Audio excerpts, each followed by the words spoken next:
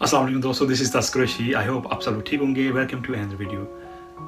दोस्तों, बहुत सारे लोग सवाल पूछते हैं और कहते हैं कि जी हम बाहर जाना चाहते हैं, बाहर जाके सेट होना चाहते हैं, हमें कोई तरीका बताएं, कोई एजेंट बताएं, कोई कंसल्टेंट बताएं ताकि हम जल्द अज जल्द हम बाहर चले जाएं।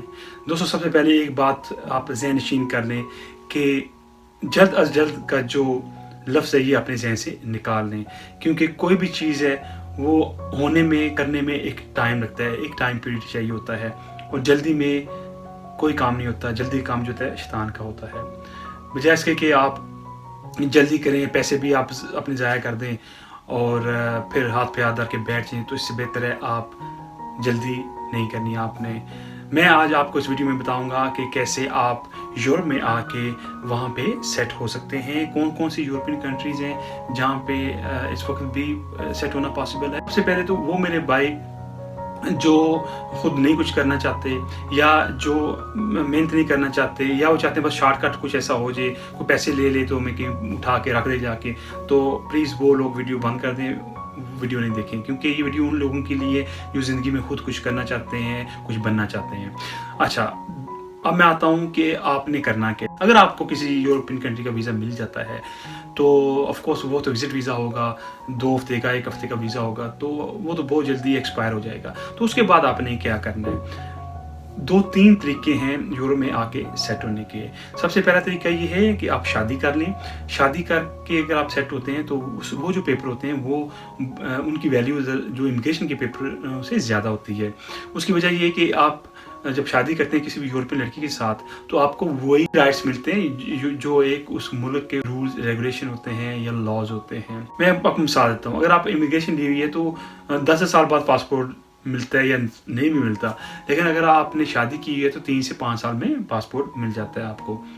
दूसरा ये है, अगर आप 3 साल रेगुलरली आप उस लड़की के साथ जिससे आपने शादी की है उसके साथ रह लें रेगुलरली 3 इयर्स, तो उसके बाद अगर वो छोड़ के आपको चली भी जाए तो कोई नुकसान नहीं हो सकता। आपको 3 साल के बाद आपको इंडेफिनिट स्टे मिल जाती है। उसके बाद फिर आपका एक टाइम पीरियड है 5 साल या जो भी है, उसके बाद आपको पासपोर्ट मिल जाता है। अगर आपको वीज़ा मिल चुका है और या आप वीज़ा हासिल करने की कोशिश कर रहे हैं या आप ऑलरेडी प्लानिंग कर रहे हैं बाहर आने की, तो डजंट मैटर किसी भी कंट्री का आपको वीज़ा मिलता है यूरोपियन कंट्रीज़ का, क्योंकि 28 जो हैं वो यूरोपियन यूनियन में आती हैं और 26 जो हैं वो शेंजन स्टेट्स में आती हैं।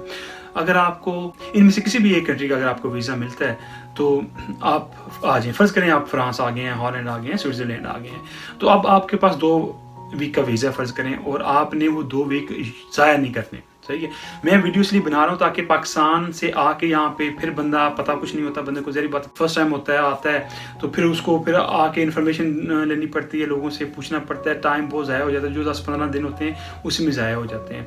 मेरी वीडियो बनाने का मकसद ये है कि आप जब पाकिस्तान से आ रहे हों आपका माइंड मेकअप होना चाहिए, आपको पता होना चाहिए जी मैंने आप जाके क्या करना है। तो पहली बात तो ये, जब आपको कोई शेंजन वीज़ा मिलता है तो आपने सबसे पहले उस कंट्री में जाना होता है जिसका आपके पास वीज़ा है। जब आप वहाँ पे पहुँचते हैं लैंड करने के बाद फिर आप किसी भी कंट्री जा सकते हैं, लेकिन ऐसा नहीं है अगर आपको स्विट्ज़रलैंड का वीज़ा मिला है तो पाकिस्तान से आप स्विट्ज़रलैंड के बजाय किसी और कंट्री लैंड करें, ऐसा नहीं होता। सबसे पहले आपने उस कंट्री के एयरपोर्ट को जो है टच करना होता है जिस कंट्री ने आपको शेंजन वीज़ा दी है। फर्स्ट करें आप स्विट्ज़रलैंड आ गए हैं और आपके पास 15 दिन का वीज़ा है। आपने क्या करना है, आपने पहले से प्लानिंग करनी है। 2-3 ऐसी कंट्रीज हैं जहाँ पे आप जा सकते हैं, जिसमें इटली है, स्पेन है, पुर्तगाल है, माल्टा हो गया, बुल्गारिया हो गया, पोलैंड हो गया, हंगरी हो गया।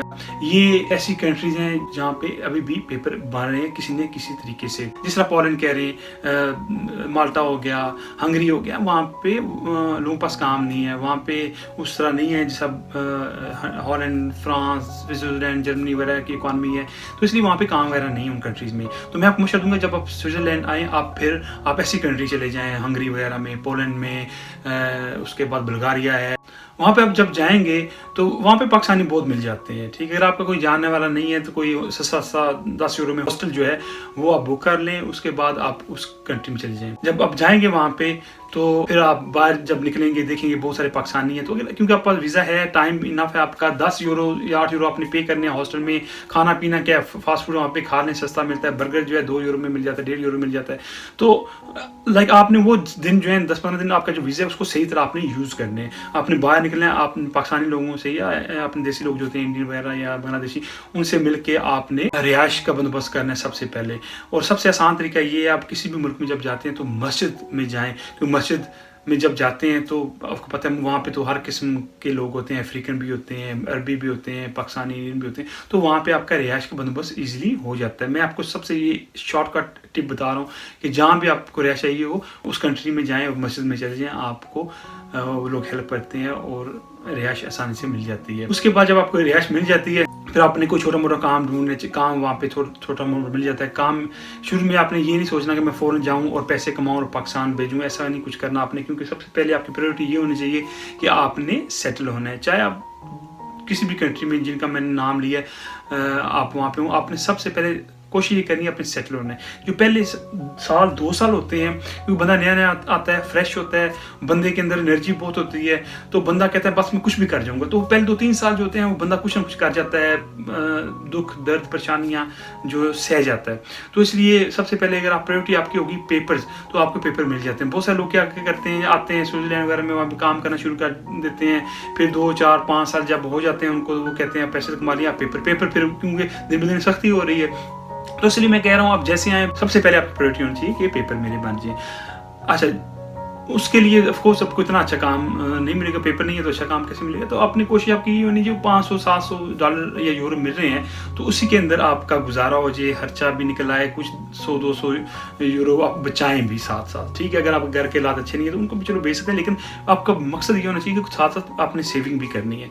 फिर क्या होता है, सबसे ईजी तरीका जो मैं बता रहा हूँ कि वहाँ पे जो लड़की हैं वो बहुत कम पैसों में आपके साथ शादी कर लेती हैं, और उसमें फ़ायदा ये होता है जब शादी करते हैं तो पेपर बहुत जल्दी आपके बन जाते हैं। पहली बात तो ये। दूसरी चीज़ ये, जैसे ही आपने किसी यूरोपियन लड़के के साथ शादी की, जैसी शादी की है आपका एक स्टेटस बन जाता है कि आप यूरोपियन जो कंट्रीज़ हैं वहाँ पे लीगल हो जाते हैं। लीगल का मतलब ये नहीं कि आप काम वगैरह काम कर सकते हैं, लेकिन लीगल होने का मकसद ये कि कोई भी कंट्री आपको डिपोर्ट नहीं कर सकती, क्योंकि आपके पास मैरिज बुक होती है।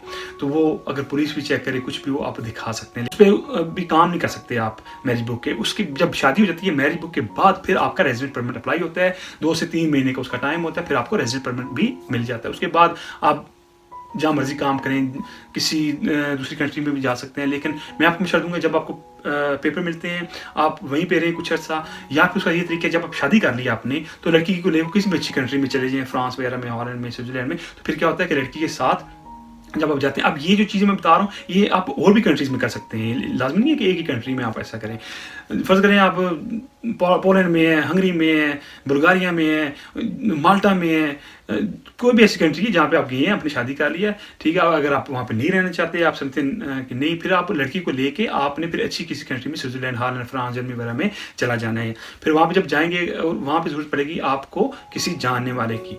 अगर आपको कोई जानने वाला नहीं है तो मैं आपको मशवरा दूंगा कि ऐसा नहीं कीजिएगा, क्योंकि ये खर्चे का काम है। तो सबसे पहले प्रायोरिटी ये होनी चाहिए आपकी कि मैंने लड़की के साथ शादी की है, इसको भी कुछ पैसे दिए हुए हैं, और उसके बाद बेहतर है कि आप पेपर मिल गया वहीं पे काम वगैरह करें, जॉब वगैरह करें, थोड़े बहुत पैसे इकट्ठे करके वहाँ को बिजनेस कर लें। फिर क्या होता है कि 2-3 साल बाद आपको पासपोर्ट मिल जाता है, उसके बाद फिर आप कहीं भी मूव हो जाते हैं। अगर आप पासपोर्ट नहीं मिला तो फिर क्या होता है, अगर आप रेजिडेंट कार्ड के ऊपर मूव होंगे तो उस पर आप दूसरी कंट्रीज में जाके काम नहीं कर सकते, क्योंकि फिलहाल आपके पास रेजिडेंट परमिट है। जब आपके पास फॉरएवर का जो कार्ड होता है, जिसको नेशनलिटी भी कहा जाता है, जो पासपोर्ट मिल जाता है, उसके ऊपर फिर आप जाके दूसरी कंट्रीज में रह सकते हैं, काम भी कर सकते हैं। दूसरा तरीका ये है कि आप इमिग्रेशन लें। अच्छा दोस्तों, इमिग्रेशन देने वाले मुल्क इस वक्त जो है वो है पुर्तगाल, स्पेन, इटली वगैरह। तो वहाँ पे जाके आपको कुछ अर्सा रहना पड़ता है, फिर उसके बाद उनका तरीक़ेकार है, आप कुछ अर्सा वहाँ पे रहें, अपनी रजिस्ट्रेशन वहाँ पे कराएं यूनियन काउंसिल में, फिर वो काम वगैरह ढूंढें। स्पेन का जो है उस पर मैं ऑलरेडी वीडियो बना चुका हूँ, पुर्तगाल पर भी वीडियो बना चुका हूँ, इटली पर भी मैंने वीडियो बनाई है कि अगर आप वहाँ पर जाते हैं कैसे पेपर बनेंगे, क्या क्या चीज़ चाहिए आपको, क्योंकि अगर इस वीडियो में एक्सप्लेन करूँगा तो लंबी हो जाएगी। तो इसलिए मैंने पुर्तगाल, स्पेन वगैरह के ऊपर वीडियो बनाई है कि वहाँ पे अगर जाते हैं आप तो आप कैसे वहाँ पे इमिग्रेशन अप्लाई कर सकते हैं। तो मैं उन वीडियोस का लिंक अपने डिस्क्रिप्शन में दे दूंगा ताकि आप इस वीडियो के बाद वो भी देख सकें, ताकि आपको उन कंट्रीज के बारे में मालूमात हो सके। तो उसके बाद तीसरा तरीका ये है कि आप ज़ालिम अप्लाई करें। अब मसला ये क्या है, मसला ये है कि जो भी दोस्त आते हैं वो अज़ाइलम अप्लाई करना चाहते हैं, जाते हैं, एक स्टोरी बना के उनको बता देते हैं, फिर महीने डेढ़ बाद अज़ाइलम जो है डिसमिस हो जाती है, फिर आपको डिपोर्ट कर दिया जाता है या निकाल दिया जाता है अपनी कंट्री से। तो मैं ये मशवरा देता चलूँ यहाँ पे, जो लोग यहाँ पे आके अज़ाइलम करना चाहते हैं तो उनके लिए मशवरा ये है, सबसे पहले तो उनका केस ओरिजिनल होना चाहिए, उनके पास इनफ प्रूफ होना चाहिए। क्या प्रूफ है कि जी आप कोई FIR वगैरह कटी हूँ, आपकी न्यूज़ अखबार में या TV वगैरह में चली हूँ, इनके आपने प्रूव करना है कि मेरी जान को पाकिस्तान में खतरा है। अगर आप आते ही एक जाली स्टोरी सुना देंगे उनको तो फिर जो है वो आजकल बहुत सख्ती हो गई है, उड़ाते हैं। पहले ये था जर्मनी में, बेल्जियम वगैरह में जब आप अज़ाइलम करते थे आके, तो अज़ाइलम जो है 2-3 साल चलती थी, वो आपको 400-500 यूरो भी देते थे। इतनी अरसे में 400-500 यूरो मिल रहे हैं आपको कि 500-600 यूरो में काम कर, एक नॉर्मल बंदे जितनी, एक लीगल बंदे जितनी आप इनकम करते थे। तो इसी दौरान क्या होता था कि आपकी कोई किसी से सेटिंग हो जाती थी, शादी हो जाती थी, या किसी और कंट्री के पेपर खुलते थे, आप वहाँ पे जाके इमिग्रेशन हासिल कर लेते थे। लेकिन अब ऐसा नहीं है, बहुत जल्दी जो है वो अज़ाइलम को डिसमिस कर देते हैं अगर आपका केस ओरिजिनल नहीं है। तो मेरा मशवरा है, जिन लोगों का केस ओरिजिनल है वही अज़ाइलम अप्लाई करें। जब आप यूरोप आते हैं, आप बिल्कुल माइंड बना के आए, आपको 3 से 5 साल का अर्सा लग सकता है पेपर हासिल करने में। और दूसरा ये है कि सुनने में बहुत लगता है कि 5 साल हो, 5 साल बाद मैं सेटल होऊंगा, लेकिन यकीन करें जब यूरोप आते हैं, इतनी बिजी लाइफ है यहाँ की, 4-5 साल का तो पता ही नहीं चलता कि कैसे गुजर गए। लोगों को यहाँ पे 50-50 साल हो गए, मुझे 16 साल हो गए, मुझे खुद जो है ना पता चलता है कल की बात है, मैं कल यहाँ पे आया हूँ। तो इसलिए आप ये ना घबराएं यार टाइम कैसे गुजरेगा, बस ये दुआ करें कि अल्लाह ताला पीछे आपकी फैमिली को खैर खैरी से रखे, वहाँ पे कोई प्रॉब्लम ना हो। पाकिस्तान में अगर कोई प्रॉब्लम ना हो, आप कामयाब होना चाहते हैं तो यकीन करें आप कामयाब हो जाएंगे। सिर्फ ये कि पीछे इंसान के अगर पाकिस्तान में फैमिली ठीक रहे, कोई परेशानी ना हो, तो फिर परदेश कुछ नहीं कहता। अगर आपका कोई क्वेश्चन रह गया हो तो इंस्टाग्राम के थ्रू पूछ सकते हैं, नीचे कमेंट के जरिए भी पूछ सकते हैं। सबसे पहले मैं आपको ये चीज़ कहूँगा, मैं माफ़ी चाहता हूँ, बहुत सारे लोग कमेंट्स करते हैं, मैं उनको जवाब नहीं दे पाता। उसकी वजह ये है कि बहुत सारे लोग कमेंट्स करते हैं, पूरी कहानी लिख देते हैं, तो इतने हज़ारों लोग जब आपको कमेंट्स करते हैं उनको रिप्लाई करना मुश्किल होता है। मैं कोई ना ही कंसल्टेंट हूँ, ना ही एजेंट हूँ, तो ऑफकोर्स मेरी अपनी ज़िंदगी भी है, काम वगैरह, तो मुश्किल हो जाता है। लेकिन मैं उन लोगों को लाजमी रिप्लाई करता हूँ जिनका अपना होमवर्क होता है। उन लोगों को अप्लाई नहीं करता जो मुझसे पूछते हैं विजिटिंग कार्ड क्या होता है, कवरिंग लेटर क्या होता है, तो या कहते हैं जी हमें वीज़ा दे दें। अब मैं इन्वेस्टर तो लगा नहीं हुआ कि किसी को वीज़ा दे दूं, तो मैं सिर्फ एक हेल्प करता हूं, गाइडलाइन देता हूं आपको। तो दोस्तों अपना और अपने अहल खाना का बहुत ख्याल रखिएगा। ये थी आज तक की वीडियो, तस्करी शुरू जाते हैं। अल्लाह हाफ़िज़।